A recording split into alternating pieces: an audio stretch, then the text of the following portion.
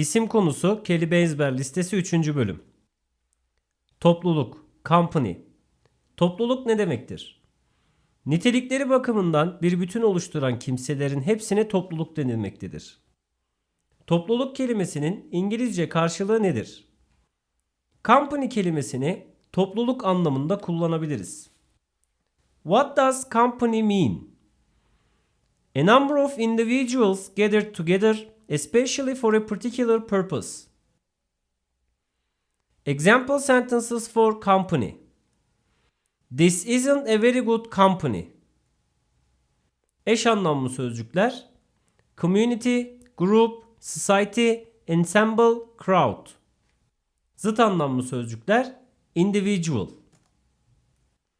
Öğrenmenizi istediğimiz kelime topluluk, company. Öğrenmenizi istediğimiz cümle: This isn't a very good company. This isn't a very good company.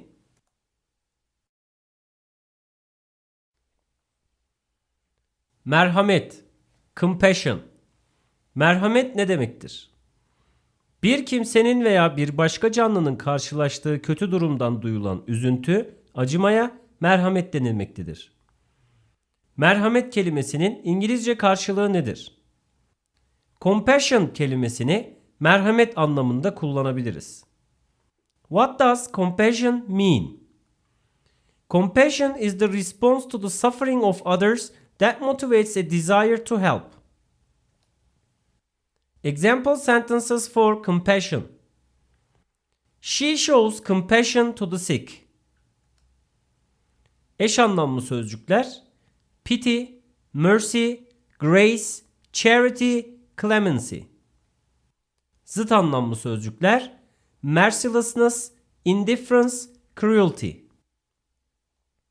Öğrenmenizi istediğimiz kelime merhamet, compassion.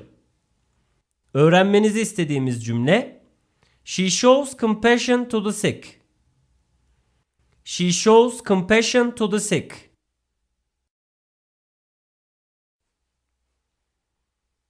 Birleşik, compound. Birleşik ne demektir? İki veya daha fazla unsurdan oluşan karışıma birleşik denilmektedir. Birleşik kelimesinin İngilizce karşılığı nedir? Compound kelimesini birleşik anlamında kullanabiliriz. What does compound mean? A thing that is composed of two or more separate elements, a mixture. Example sentences for compound. Chemical analysis of chromosomes show that they consist of four basic compounds. Eş anlamlı sözcükler: connected, conjoint, combined, adjunctive, conjunct, integrated, unified. Zıt anlamlı sözcükler: division, separation. Öğrenmenizi istediğimiz kelime birleşik, compound. Öğrenmenizi istediğimiz cümle: Chemical analysis of chromosomes show that they consist of four basic compounds. Chemical analysis of chromosomes show that they consist of four basic compounds.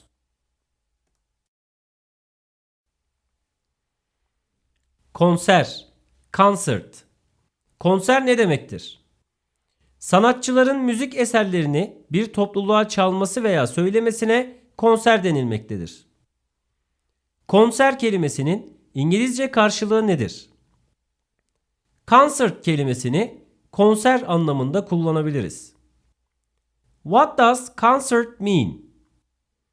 A public musical performance in which a number of singers or instrumentalists or both participate. Example sentences for concert.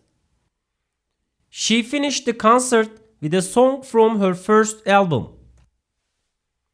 Öğrenmenizi istediğimiz kelime konser, concert. Öğrenmenizi istediğimiz cümle: She finished the concert with a song from her first album. She finished the concert with a song from her first album.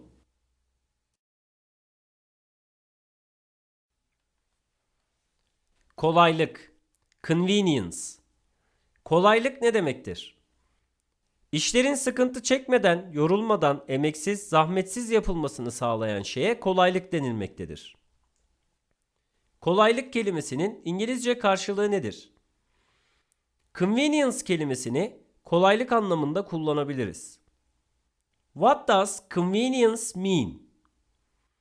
Anything that saves or simplifies work, adds to one's ease or comfort, etc. as an appliance, utensil, or the like. Example sentences for convenience. The telephone is a convenience for us. Eş anlamlı sözcükler ease, easiness, simplicity. Zıt anlamlı sözcükler difficulty, hassle, hardship. Öğrenmenizi istediğimiz kelime convenience, kolaylık. Öğrenmenizi istediğimiz cümle The telephone is a convenience for us. The telephone is a convenience for us.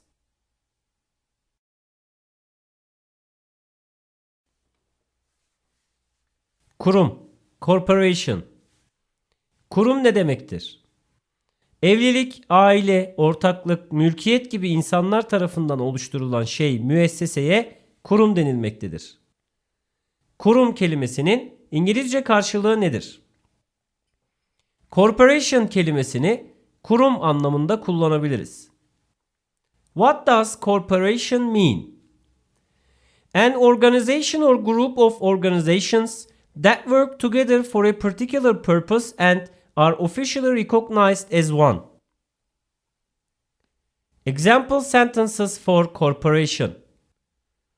Microsoft is very important corporation for a business for many reasons. Eş anlamlı sözcükler foundation, establishment, institution. Öğrenmenizi istediğimiz kelime kurum, corporation.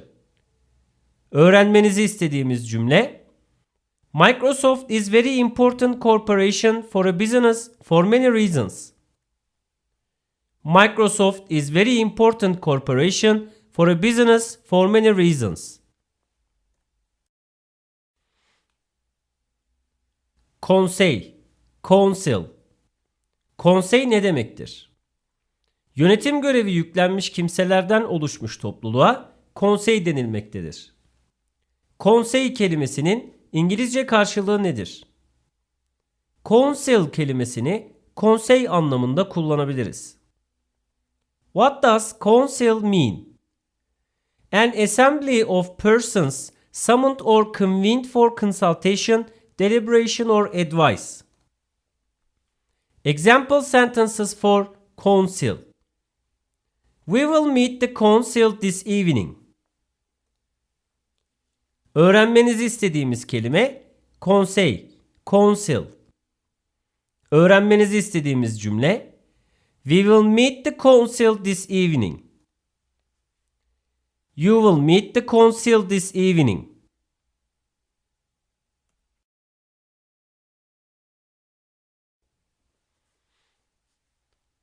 Sayılabilir. Countable. Sayılabilir ne demektir? Sayılma niteliği olan şeylere sayılabilir denilmektedir. Sayılabilir kelimesinin İngilizce karşılığı nedir? Countable kelimesini sayılabilir anlamında kullanabiliriz. What does countable mean? Able to be counted. Example sentences for countables. It's important to distinguish between countable and uncountable nouns in English. Eş anlamlı sözcükler numerable, calculable. Zıt anlamlı sözcük uncountable. Öğrenmenizi istediğimiz kelime sayılabilir, countable. Öğrenmenizi istediğimiz cümle It's important to distinguish between countable and uncountable nouns in English. It's important to distinguish between countable and uncountable nouns in English. Cesaret, courage. Cesaret ne demektir? Güç veya tehlikeli bir işe girişirken kişinin kendinde bulduğu güven, yüreklilik, yiğitliliğe cesaret denilmektedir. Cesaret kelimesinin İngilizce karşılığı nedir? Courage kelimesini cesaret anlamında kullanabiliriz. What does courage mean? The quality of mind or spirit that enables a person to face difficulty, danger, pain, etc. without fear, bravery. Example sentences for courage. I was deeply impressed with his courage. Eş anlamlı sözcükler bravery, guts, daring, prowess, spunk. Zıt anlamlı sözcükler cowardice, fear, humility, irresolution, meekness, timidity, weakness. Öğrenmenizi istediğimiz kelime cesaret, courage. Öğrenmenizi istediğimiz cümle I was deeply impressed with his courage. I was deeply impressed with his courage.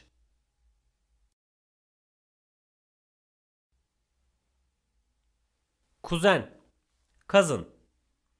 Kuzen ne demektir? Teyze, dayı, hala veya amcanın çocuğuna kuzen denilmektedir. Kuzen kelimesinin İngilizce karşılığı nedir? Cousin kelimesini kuzen anlamında kullanabiliriz. What does cousin mean? The son or daughter of an uncle or aunt. Example sentences for cousin. What relation is my daughter to my cousin? Öğrenmenizi istediğimiz kelime cousin, kuzen. Öğrenmenizi istediğimiz cümle What relation is my daughter to my cousin? What relation is my daughter to my cousin?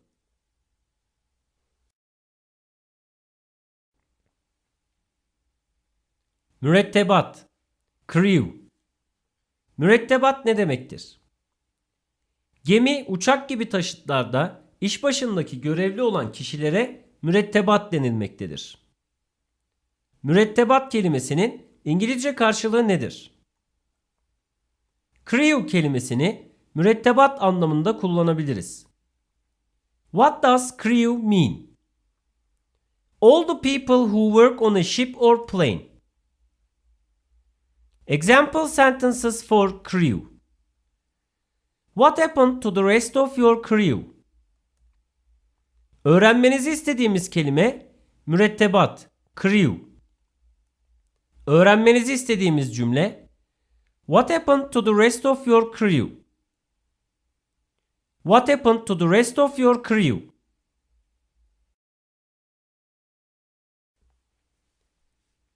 Yaya geçidi, crosswalk. Yaya geçidi ne demektir? Caddelerde yayaların geçmesi için ayrılmış bölüme yaya geçidi denilmektedir. Yaya geçidi kelimesinin İngilizce karşılığı nedir? Crosswalk kelimesini yaya geçidi anlamında kullanabiliriz. What does crosswalk mean? A specially marked place for people to walk across a street. Example sentences for crosswalk. Observe your child crossing the street safely at the crosswalks. Eş anlamlı sözcükler pedestrian crossing, zebra crossing, safety zone, pedestrian zone, footway. Öğrenmenizi istediğimiz kelime yaya geçidi, crosswalk. Öğrenmenizi istediğimiz cümle Observe your child crossing the street safely at the crosswalks.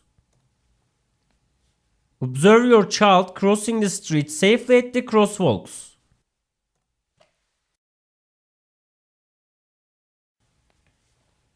Kültür, culture. Kültür ne demektir? Tarihi, toplumsal gelişme süreci içinde yaratılan bütün maddi ve manevi değerler ile bunları yaratmada, sonraki nesillere iletmede kullanılan, insanın doğal ve toplumsal çevresine egemenliğinin ölçüsünü gösteren araçların bütününe kültür denilmektedir. Kültür kelimesinin İngilizce karşılığı nedir? Culture kelimesini kültür anlamında kullanabiliriz. What does culture mean? A particular form or stage of civilization as that of a certain nation or period. Example sentences for culture. She is studying modern Japanese language and culture. Öğrenmenizi istediğimiz kelime kültür, culture. Öğrenmenizi istediğimiz cümle She is studying modern Japanese language and culture. She is studying modern Japanese language and culture.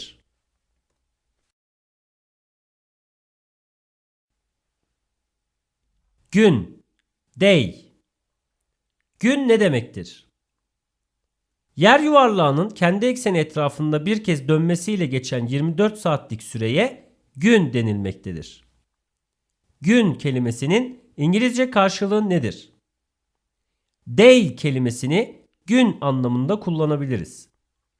What does day mean? A division of time equal to 24 hours and representing the average length of the period during which the Earth makes one rotation on its axis. Example sentences for day. We are meeting the day after tomorrow. Öğrenmenizi istediğimiz kelime gün, day. Öğrenmenizi istediğimiz cümle We are meeting the day after tomorrow. We are meeting the day after tomorrow.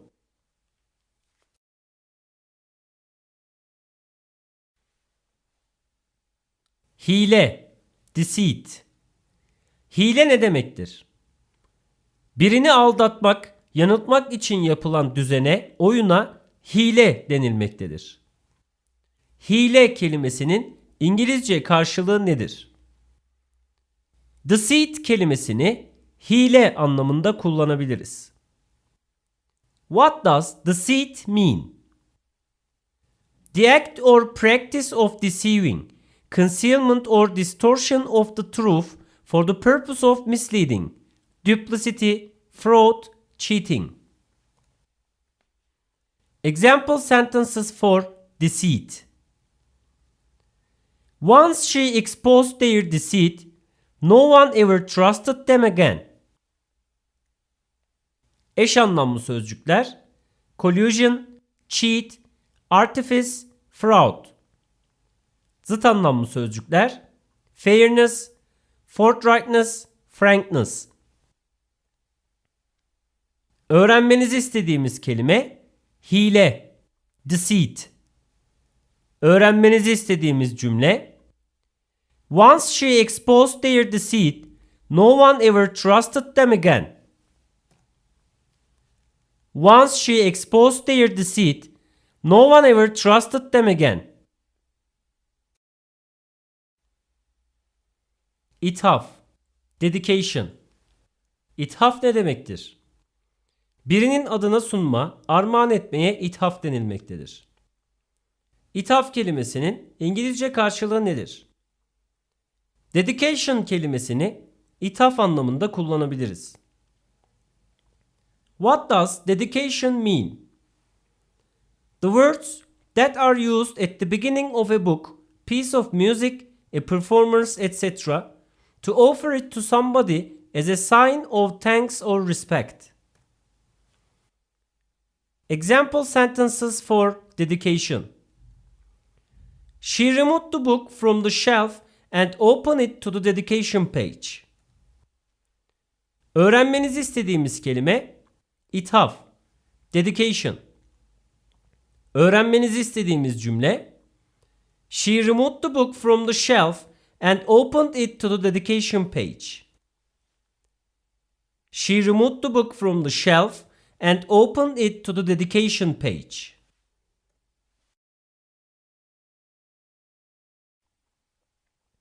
Haz, delight.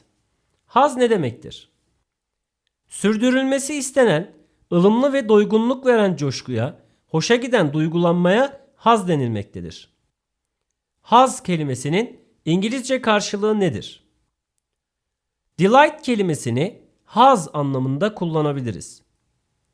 What does delight mean? A high degree of pleasure or enjoyment. Joy, rapture. Example sentences for delight. The babysitter takes great delight in her job. Eş anlamlı sözcükler: joy, pleasure, enjoyment, gratification. Zıt anlamlı sözcükler: discontent, dissatisfaction, unhappiness, dislike. Öğrenmenizi istediğimiz kelime haz, delight.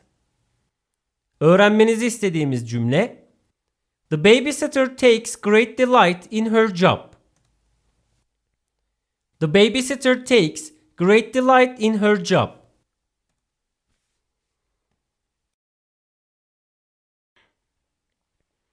Demokrasi, democracy. Demokrasi ne demektir? Halkın egemenliği temeline dayanan yönetim biçimine demokrasi denilmektedir. Demokrasi kelimesinin İngilizce karşılığı nedir? Democracy kelimesini demokrasi anlamında kullanabiliriz.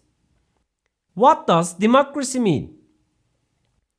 Democracy is a means for people to choose their leaders and to hold their leaders accountable for their policies and their conduct in office. Example sentences for democracy. In a democracy, all citizens have equal rights. Eş anlamlı sözcükler: equality, freedom, justice. Zıt anlamlı sözcükler: unfairness. Öğrenmenizi istediğimiz kelime demokrasi, democracy. Öğrenmenizi istediğimiz cümle: In a democracy, all citizens have equal rights. In a democracy, all citizens have equal rights.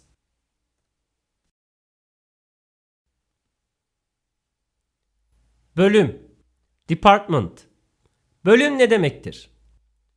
Bir bütünü oluşturan parçaların her birine bölüm denilmektedir.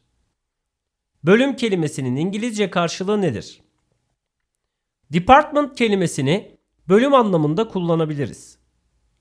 What does department mean? A distinct part of anything arranged in divisions.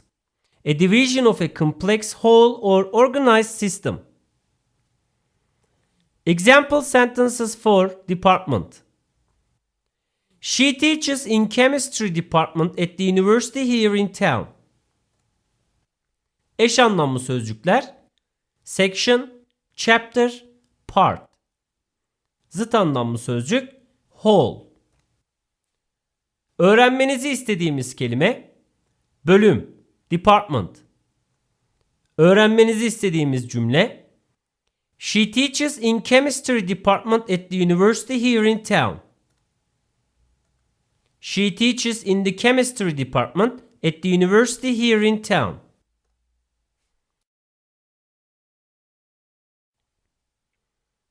Umutsuzluk, despair. Umutsuzluk ne demektir? Umudun eksikliği veya tamamen yok olmasına umutsuzluk denilmektedir. Umutsuzluk kelimesinin İngilizce karşılığı nedir? Despair kelimesini umutsuzluk anlamında kullanabiliriz. What does despair mean? The complete loss or absence of hope. Example sentences for despair. Despair drove him to attempt suicide. Eş anlamlı sözcükler: hopelessness, despondency. Zıt anlamlı sözcükler: hopefulness, hope, optimism. Öğrenmenizi istediğimiz kelime umutsuzluk, despair. Öğrenmenizi istediğimiz cümle: Despair drove him to attempt suicide.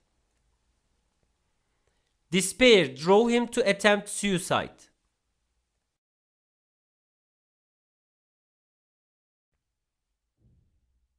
Maharet. Dexterity. Maharet ne demektir? Özellikle el ve ayakla yapılan görevleri beceri ile yerine getirmeye maharet denilmektedir. Maharet kelimesinin İngilizce karşılığı nedir?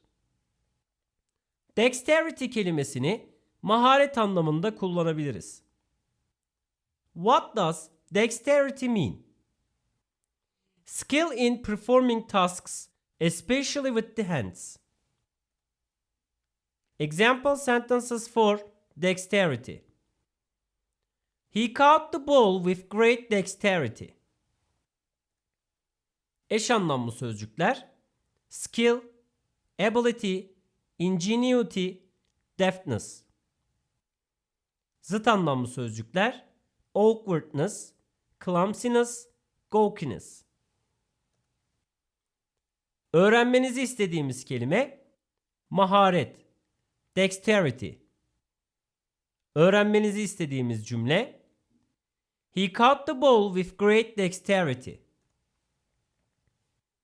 He caught the ball with great dexterity.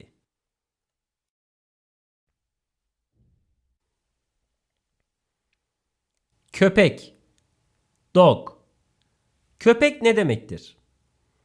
Ulayan veya sızlayan, uzun burun, keskin bir koku alma duyusu olan ve havlayan evcil memeli etobura köpek denilmektedir. Köpek kelimesinin İngilizce karşılığı nedir? Dog kelimesini köpek anlamında kullanabiliriz. What does dog mean? A domesticated carnivorous mammal. Example sentences for dog. The dogs are yellow. Öğrenmenizi istediğimiz kelime köpek, dog. Öğrenmenizi istediğimiz cümle: The dogs are yellow. The dogs are yellow.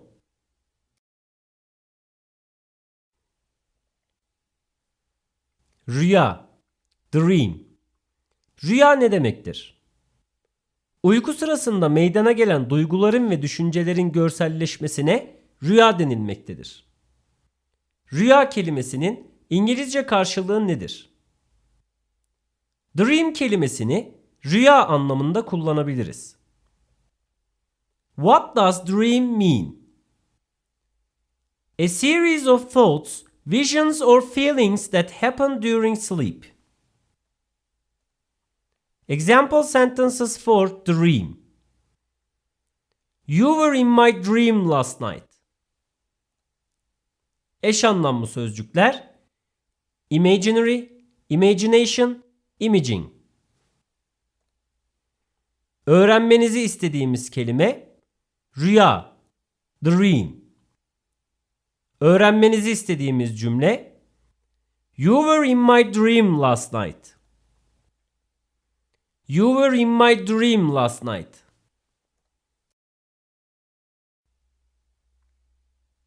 Elbise, dress. Elbise ne demektir? Kadınların giydiği, vücudu kaplayan ve bacağa kadar uzanan tek parça giysiye elbise denilmektedir. Elbise kelimesinin İngilizce karşılığı nedir? Dress kelimesini elbise anlamında kullanabiliriz. What does dress mean? A one-piece garment for a woman or girl that covers the body and extends down over the legs. Example sentences for dress. She wore a short black dress to the party. Öğrenmenizi istediğimiz kelime elbise, dress. Öğrenmenizi istediğimiz cümle: She wore a short black dress to the party. She wore a short black dress to the party.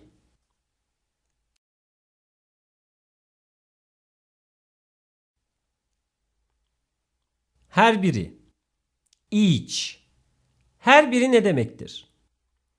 İkiden fazla üyesi olan gruptaki kişilere tek tek her biri denilmektedir. Her biri kelimesinin İngilizce karşılığı nedir? Each kelimesini her biri anlamında kullanabiliriz. What does each mean? Everything, person, etc. in a group of two or more considered separately. Example sentences for each. Each of the companies supports a local charity. Öğrenmenizi istediğimiz kelime her biri. Each. Öğrenmenizi istediğimiz cümle each of the companies supports a local charity. Each of the companies supports a local charity.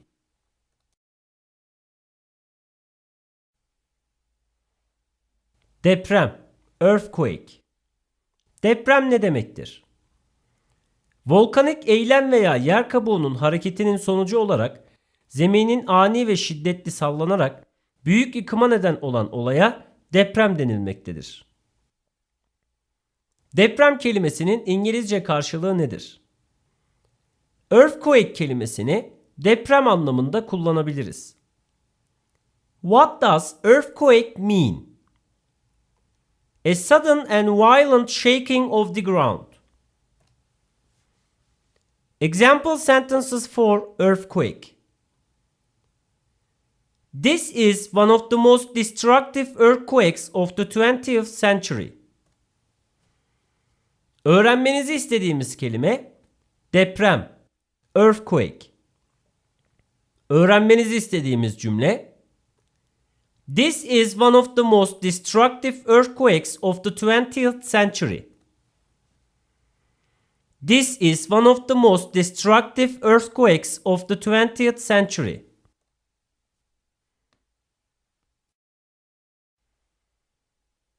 Eğitim, education. Eğitim ne demektir? Özellikle üniversite ve okullarda sistematik olarak bilgi verilme sürecine eğitim denilmektedir. Eğitim kelimesinin İngilizce karşılığı nedir? Education kelimesini eğitim anlamında kullanabiliriz. What does education mean? The process of receiving or giving systematic instruction, especially at a school or university. Example sentences for education. She earned her master's degree in education.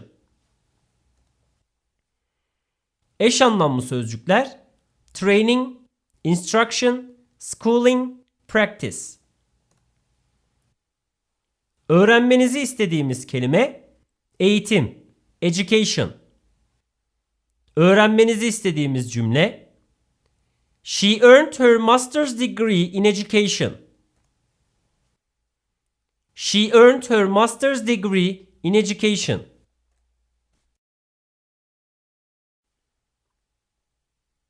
Benlik, ego. Benlik ne demektir? Kişinin kendisini önemli hissetme duygusuna benlik denilmektedir. Benlik kelimesinin İngilizce karşılığı nedir?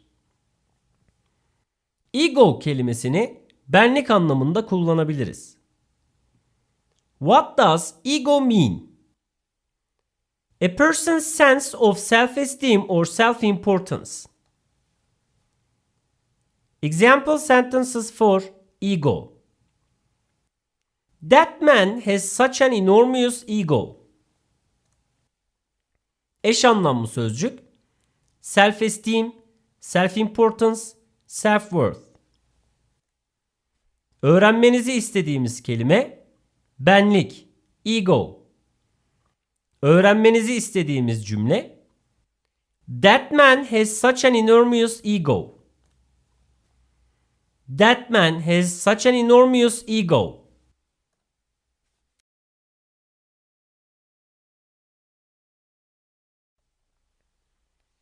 Belagat.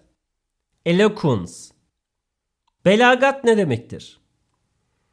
Akıcı ve ikna edici şekilde konuşma ve yazma sanatına belagat denilmektedir. Belagat kelimesinin İngilizce karşılığı nedir? Eloquence kelimesini belagat anlamında kullanabiliriz. What does eloquence mean? Fluent or persuasive speaking or writing. Example sentences for eloquence. The senator's eloquence is well known. Eş anlamlı sözcükler: elocution, declamation. Öğrenmenizi istediğimiz kelime belagat, eloquence. Öğrenmenizi istediğimiz cümle: The senator's eloquence is well known. The senator's eloquence is well known.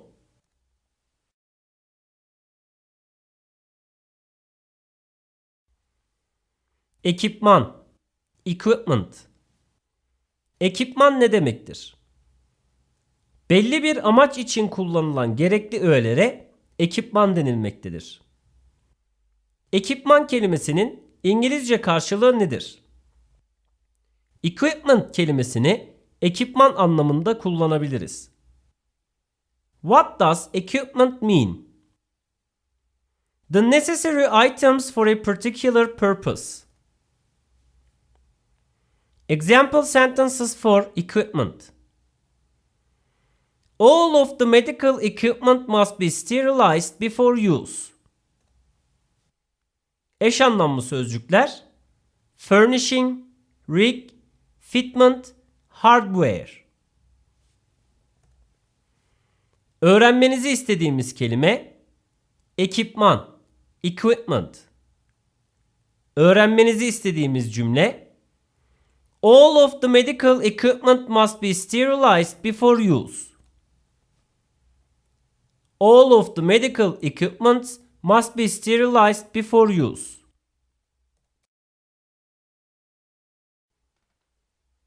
İsim konusu kelime ezber listesi 3. bölüm gözden geçirme 1.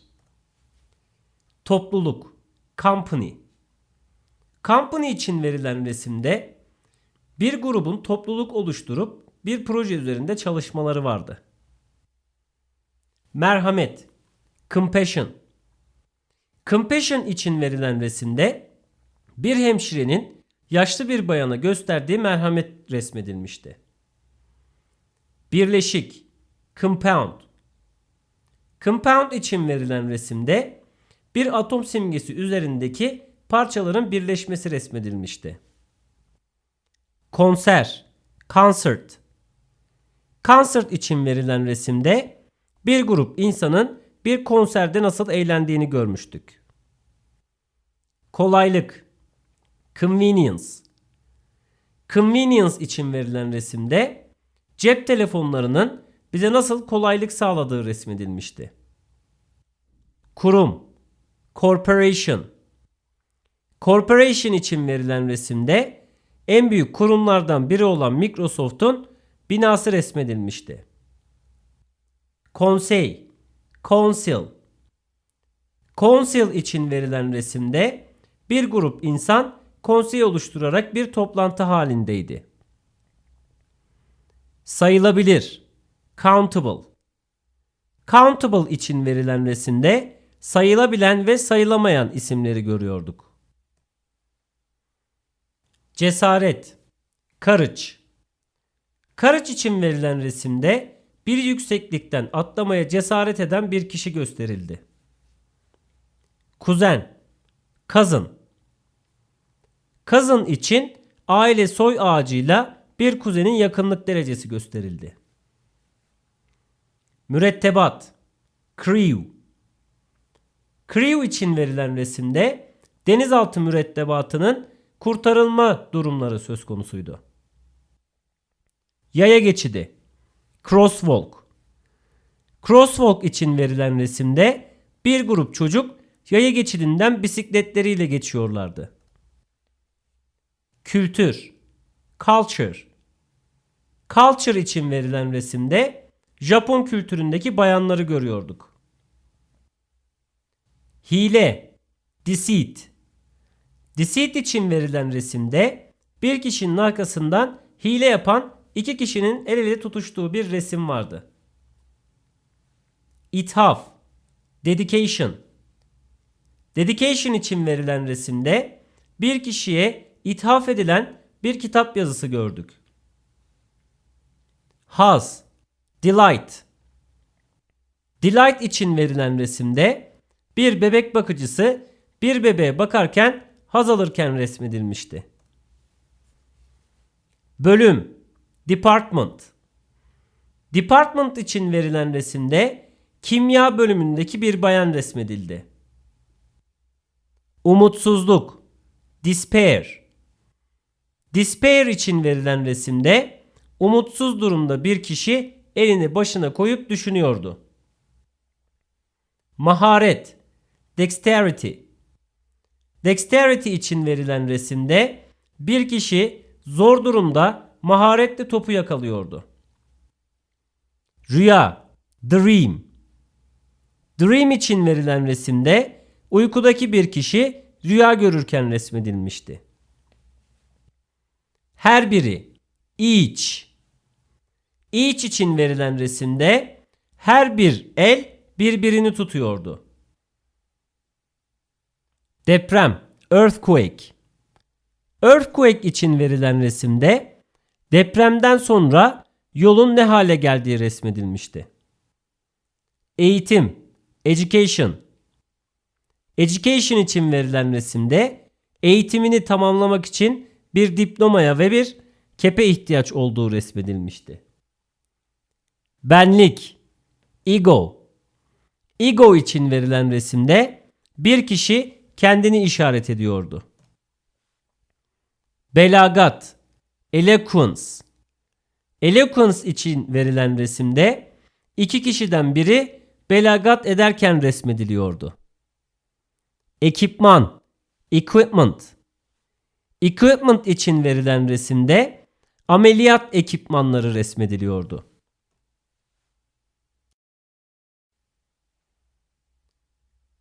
İsim konusu kelime ezber listesi 3. bölüm gözden geçirme 2.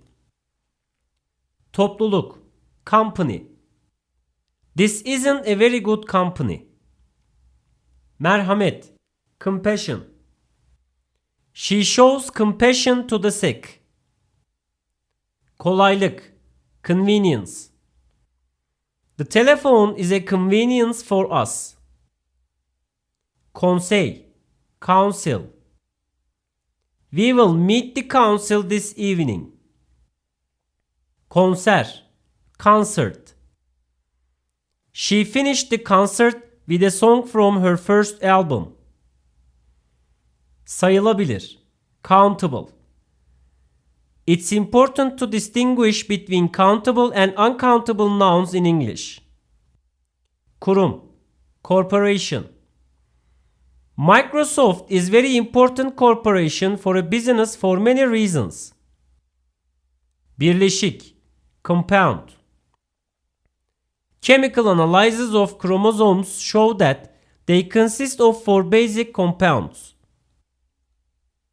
Cesaret, courage. I was deeply impressed with his courage. Kuzen, cousin. What relation is my daughter to my cousin?